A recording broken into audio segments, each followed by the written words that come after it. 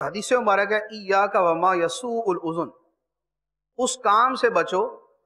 کہ جس کے بعد تمہیں برا کہا جائے تو تمہیں برا لگے، تمہیں برا کہا جائے تو تمہیں برا لگے۔ اسی طرح ایک اور حدیث میں مبارک ہے اتقوا مواضع التہم،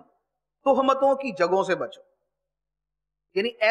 ایسی جگہ نہ جاؤ کہ جہاں پر جانے سے تمہیں یہ بولے کہ یار یہ وہاں پھر رہے تھے۔ ہمارا اٹھنا بیٹھنا، ہمارا کھانا پینا، ہمارے صفائی کے معاملات، ہماری زندگی کے معاملات اگر اس قسم کے ہوں گے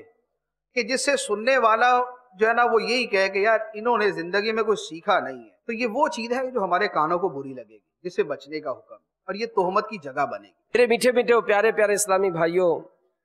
دل کی کیفیت بھی بڑی عجیب ہوتی ہے۔ جی ہاں، بعض کے دل اتنے نرم ہوتے ہیں کہ اگر مثال ہے گاڑی چلا رہے ہیں اور گاڑی چلاتے چلاتے کوئی بلی کا بچہ یہ کسی کی گاڑی کے نیچے آ جائے، موٹر سائیکل یا چلے سائیکل بھی کوئی چلائے اور بلی کا بچہ آ جائے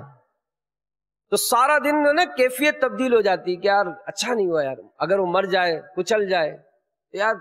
مزہ نہیں آتا۔ حالانکہ قصور ہمارا نہیں تھا، وہی روڈ پہ آ گیا اچانک یا جیسے بھی حادثہ ہوا، تو بے خیالی میں اگر کوئی کسی بلی کے اس چھوٹے سے بچے کو تکلیف پہنچاتا ہے تو اس کا دل بڑا غمزدہ ہو جاتا ہے۔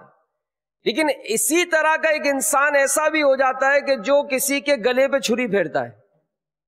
سنتے ہیں نا ہم، ظاہر اس کا دل سخت ہو گیا۔ لیکن اس کے علاوہ میں اور آپ سب غور کریں کہ میرے دل میں کیا رحم ہے یا میرا دل سخت ہے،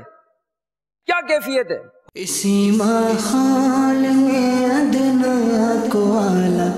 کر دیا، دیکھو اجالا ہی اجالا ہی اجالا کر دیا، دیکھو اجالا ہی اجالا ہی اجالا کر دیا، دیکھو